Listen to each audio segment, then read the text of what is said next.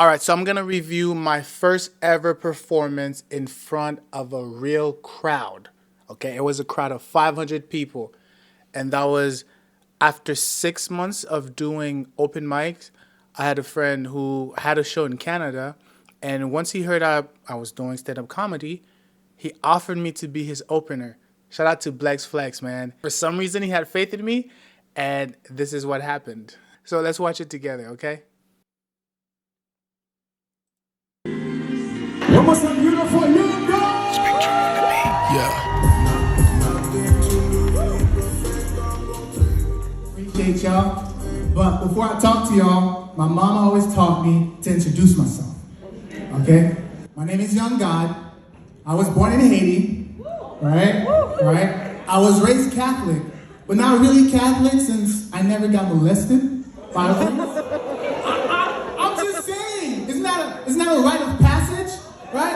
And those baptism, communion, molestation, and then confirmation? No? So that joke I had been doing for like 2 open mics and it would do well. That was my first time actually getting consistent reaction with the joke. And I was like, I'm going to do this in Canada, but I don't know how they're going to take it. Because this was for a crowd of mostly Haitian people where they're very religious. So that kind of comedy, that kind of joke, I didn't know how it was going to go down. But I wanted to just get their attention right off the bat and just hook in. Fun fact, my dad was in the audience, and that man, after the show, told me how he didn't like what the fuck I said. Let's continue. Mama, God, y'all must not really be Catholic, okay? You're not going to heaven. All right, I get it. But now that you guys know me, I feel like I can be honest with y'all, okay? I just want to say, I've never seen a group of people look this good, okay? Give it up for Haitian excellence. Come on, y'all. Y'all looking good. Ladies, y'all looking good as fuck. So this is an attempt at warming up the crowd and by saying something positive about them to get them on my side. Because I thought the first joke was going to be like, kind of shaky. So let me win them back by giving them a compliment. And it worked out. I said that shit. Make some noise for yourselves, ladies. Come on. Y'all are beautiful. And then I was like, I'm going to use that moment to transition into my next joke. Watch this. Y'all looking really good. Y'all look like y'all came here looking for emotionally intelligent men. Yes. Right? Bad news. You're at a Haitian event. Right? Haitian men and emotional intelligence is like looking for Trudeau during the pandemic. You're not going to find them. You're just not. So like I said, this show was in Canada, right? So I wanted to have something that's local. It was in Quebec.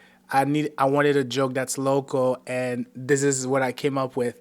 I thought it was going to get a bigger reaction than it did, but I was still happy with the reaction I got.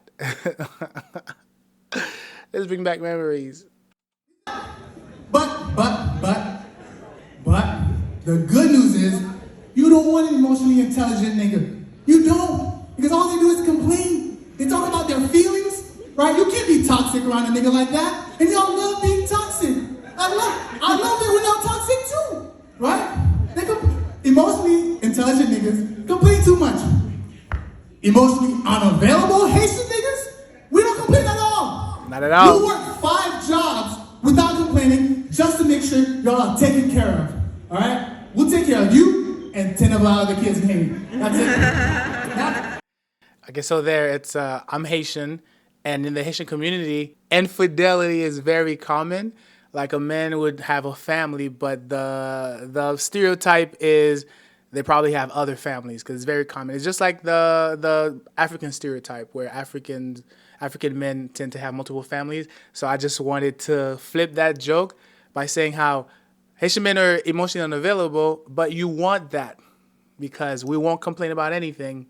We'll take care of you and then 10 of our other kids in Haiti. I made that the punchline, and I'm glad it got the reaction it did. The only thing I would change is not turn my back to the audience after I said it. I wish I could stay. I could have stayed engaged and actually elicit more of a laughter out of the crowd by like maybe looking at them and like ha ha ha, like interacting with the crowd more. So I shouldn't have turned my back there. It's true. It's true, right? But that's besides the point, right? I'm not saying Haitian men are perfect. We got some flaws too, right? Some of us, most of us, are very insecure. What? So this woman in the crowd just, said that, and in that moment I was like, oh, what can I say to make it even more funny? But I couldn't, and I just let the moment pass. But that could have been an opportunity at some like crowd work or some crowd interaction. But I was young, still am young though. But I was young, but yeah. You had okay. Most of us, okay. That was me trying to come up with what should I add to that to make it even more funny, and I couldn't. So I just ended up with most of us, okay? Like I wish, every time I look back at this, I wish I had something witty or clever to add to it to make the moment even funnier. Women included, me included, okay? I'll admit it. All right, we get insecure, especially during sex. That's why we ask all these questions. Whose dick is it? Whose pussy is it? Is the dick good? From a scale of 1 to 10, would you recommend it to a friend? No? I understand why some of you ladies can't come during sex. Because we're asking too many questions. It's like a pop quiz. Too much to think about. What's 1 plus 2? Do you love me? I'm about to come. That's just how it goes. I came up with that joke. I did that joke like a handful of time during my open mics here in Austin. And every time, that was like my second set of joke that actually would get a decent amount of reaction. So I was like, how do I make this fit for the show in Canada? How do I make it about Haitians? So this is the attempt at me making it more like centering it around Haitian. So I made it about, you'll see. Right? I know, at least for me. All right? And some of my other niggas. Sorry to put y'all business out there. That's just how it is, okay? Like, I know I'm doing a good job, though, when I ask Shawty some wild-ass questions, and she answers. This one time, I was fucking this Haitian nurse, right? I told her to recite me her social security number. And now I have good credit, because I stole her identity. All right, so that was my attempt at making the joke. The joke was a generic joke about I was fucking this girl, and to know if I'm doing well, I asked for a social security number, right? But to make it more specific to my audience, I said I was fucking this Haitian girl. One thing I wish I didn't do there, though, is I wish I did explain the joke after the punchline, because I said, nah, I got good credit because I stole her identity. I should have just kept it as, nah, I got good credit, and just keep it at that. And another thing I failed to do, in Canada, they don't have social security number.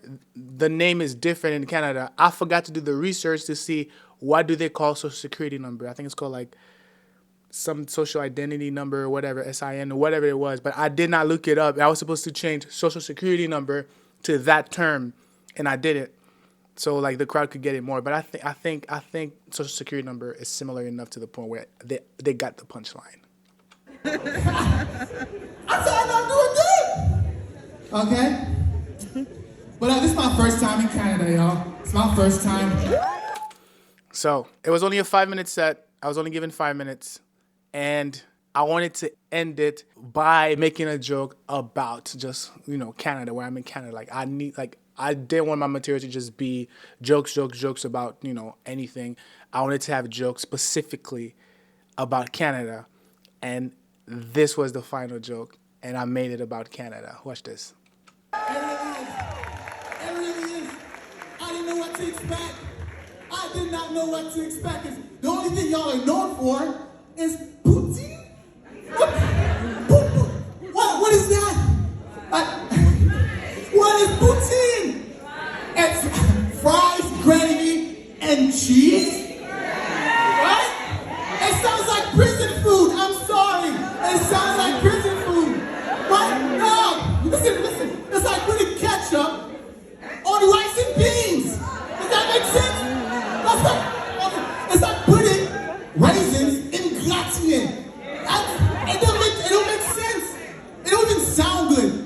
Poutine.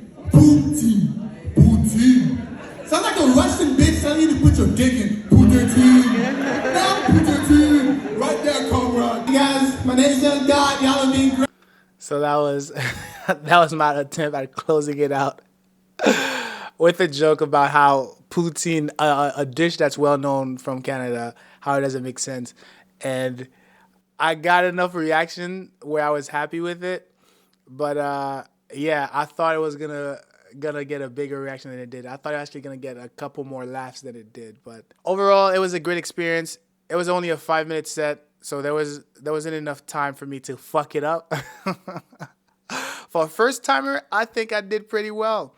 I think it went pretty well, and I'm very grateful to Blex Flex for putting me on his show and actually taking a chance on me. He didn't have to do this at all, but he did because he believed in me, I guess.